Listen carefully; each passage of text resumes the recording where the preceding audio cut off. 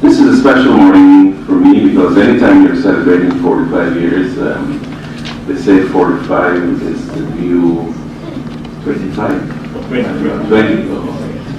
But certainly 45 years celebration is a significant milestone, and for that I believe that we ought to congratulate the Community Development Department for staying the course over the years and to have achieved what they have achieved, sometimes with little resources.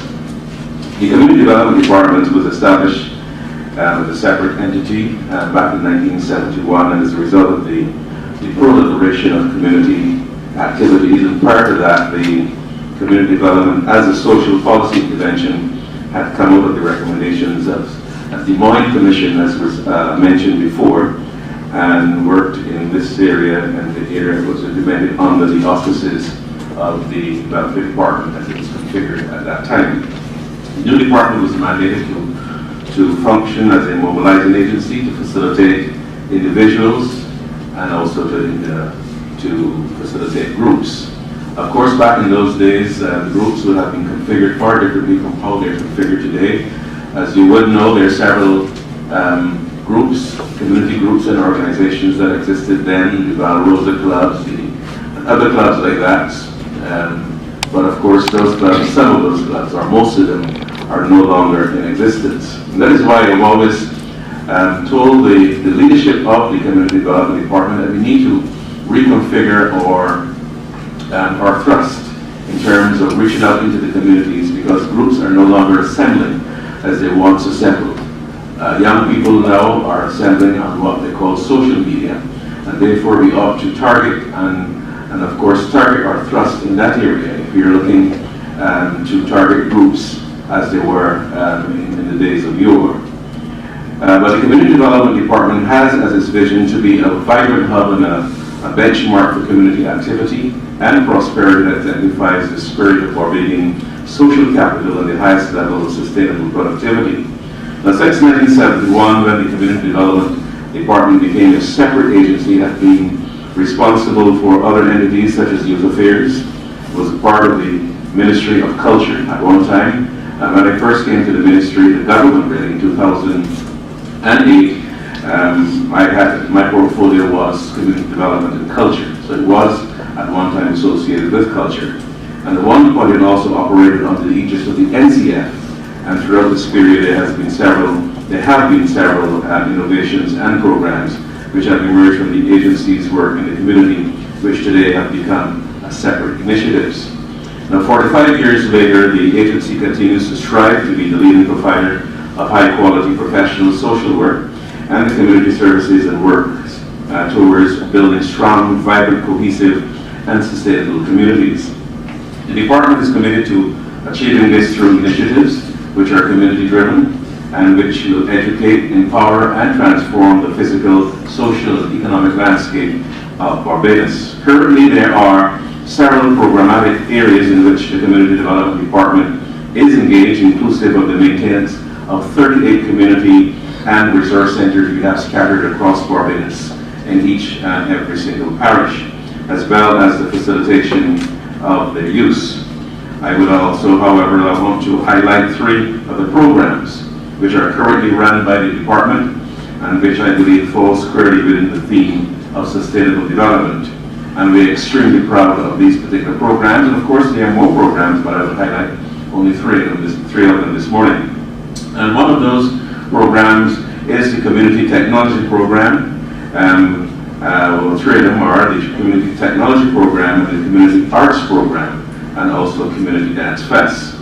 Now, Community Dance Fest started back in 2006, and it uses the medium of dance as a tool for engagement in to bring together a wide cross-section of people from various socio-economic backgrounds to achieve social change while stimulating and showcasing undiscovered talent, what I would like to call diamonds in the rough, and also cultural creativity of youth within our communities. Now, the participation of males is predominant. Most of the participants in the Dance Fest competitions is normally drawn from males by and large. And we are pleased about this since it provides a wholesome activity for that segment of persons who are often referred to as being at risk. Now, the festival also creates space for the development of choreographers, group managers, stage managers, costume designers, of course, master of ceremonies, and also other support services. And this is especially so I'd like to emphasize as programs that are spread across the ministries, because most of our programs, when they're distilled out, you will find that they not only provide opportunities for the people who are directly involved, but they also offer services to other people in the communities. And this is especially so of programs like this and programs like the David Thompson Tournament that I like to refer to as mini stimulus packages when they occur and how they occur throughout the constituencies and into the communities from which these particular programs are derived.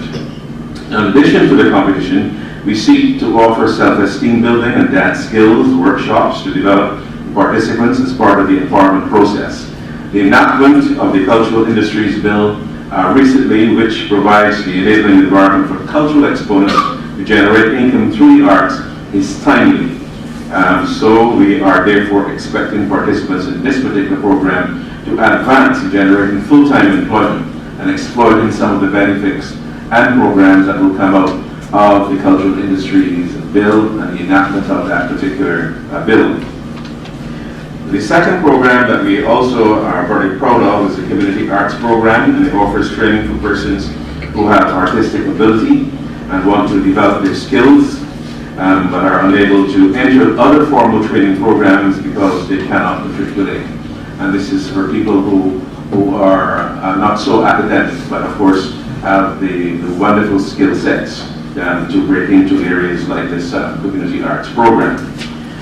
We also have drawing and illustration, computer graphics, airbrushing, and animation are some of the courses offered in this 6 months program. And in addition to that, the participants are exposed to presentations on being entrepreneurs. And this creates a new sense of empowerment for those people who have those particular skills. We also have the Community Technology Program, and that was started back in 2002 with the purpose of bridging the so-called digital divide and creating a space for persons who could not afford a computer or the internet to learn and to access these in the community resource centers. The program is conducted at 17 community centers called resource centers, as I said before, across Barbados. They were retrofitted to accommodate computer labs for IT programs and trainings and internet facilities for community access. The initial phase of training focused on basic software application training and enhancing research facilities. The program was later expanded to include more direct employment-focused training and included applications such as Access, Publisher, Excel, Word, PowerPoint, and later web page design and computer repairs. We are now about to offer additional courses to this program, including internet banking, repairs to tablets and cell phones, and using social media for income generating. The department IT program, we have recently gained the NVQ status, and that was derived from the TVET Council.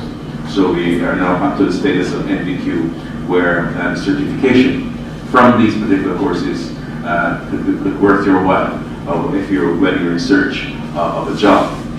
Now, in addition, we offer summer programs. This is called It's for Teens.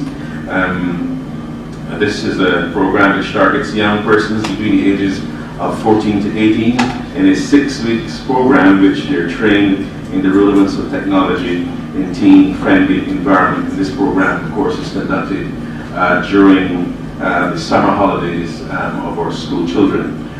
We've had on board as a partner from Corporate Barbados the Line as a cooperation. I don't know if they've reached out to us yet so far this year, have they?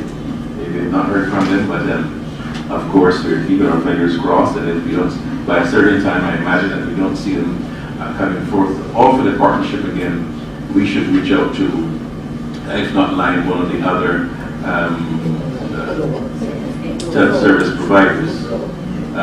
Flow, yes. Or there's another one too, you know. so we can continue this program, but I'm sure if there's no expertise this year, I'm sure it will leave a gaping hole in the activities of our youth, especially during the summer holidays. So there's also the work of the 13 HIV committees which were developed across several parishes in Barbados, and these committees have worked very well over the last few years, especially to treat the issue of an education on HIV at the community level. And recently 2 consultations have been conducted with these groups in order to determine how there can be revamped to further assist with the development issues at the community level, as well as continuing support to the work of the department. So those are only 3 of the programs, and members of the press, you're free to inquire of the other programs that are being offered by the Community Development Department, and we'll be happy to of course, inform you of these programs. Now, this department has served Barbados well within the last 45 years of existence. And we as a country move forward, and our conditions and needs change, it is expected that the Community Development Department will engage in additional training for the staff who are employed in the agency in order to broaden their perspective and enrich their skills in relation to development work.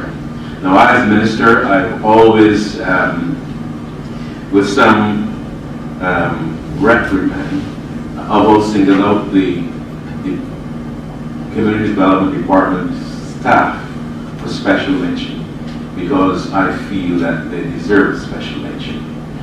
And I want to thank them and shower praise and commendation on them, on the leadership over the years, and the staff who would have contributed significantly to building the Community Development Department to what it is today. And I want to especially acknowledge the current leadership in Mrs.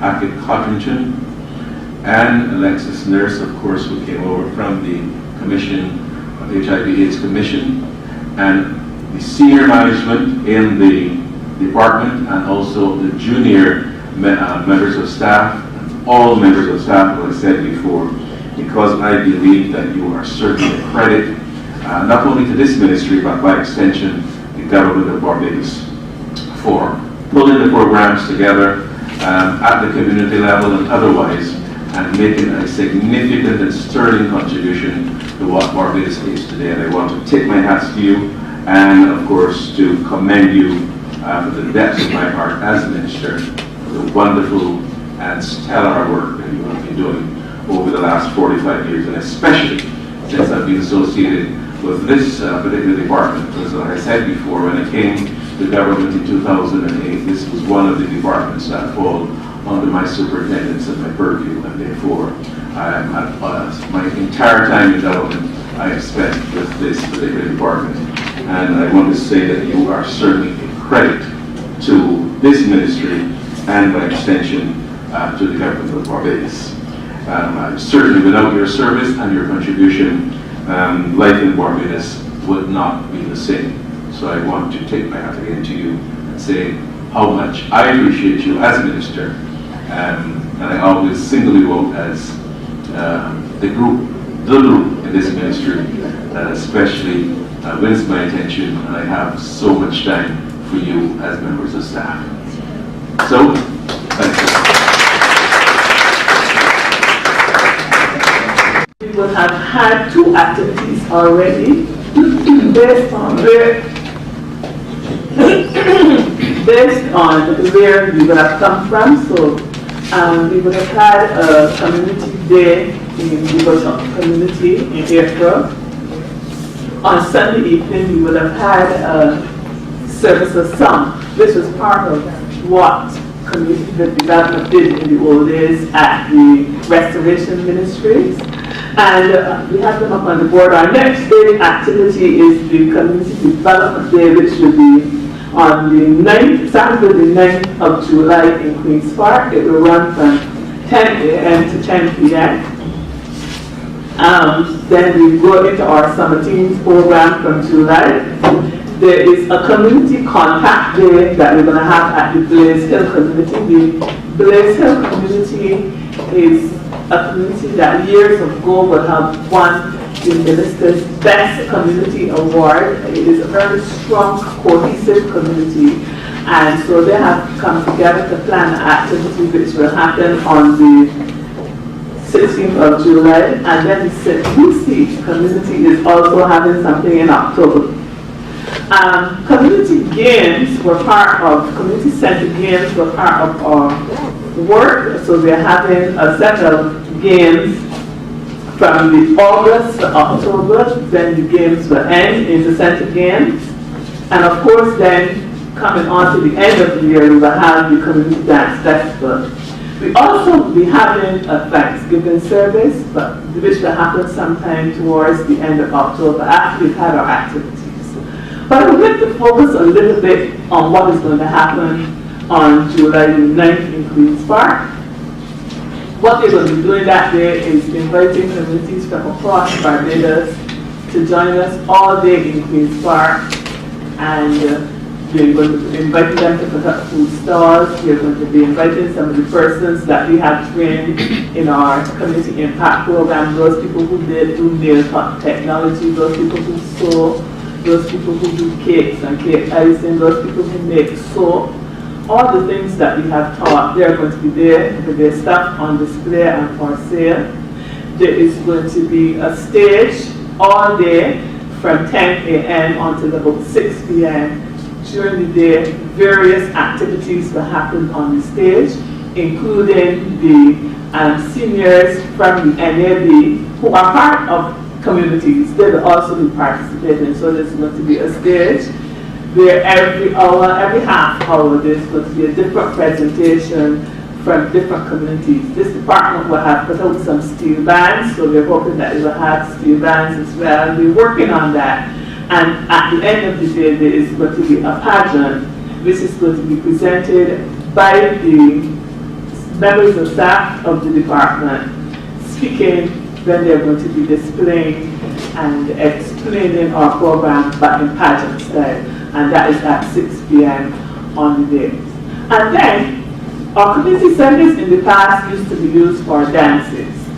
So from 7 until 10, we're going to go into the old shed, and we're going to have a back in time effect.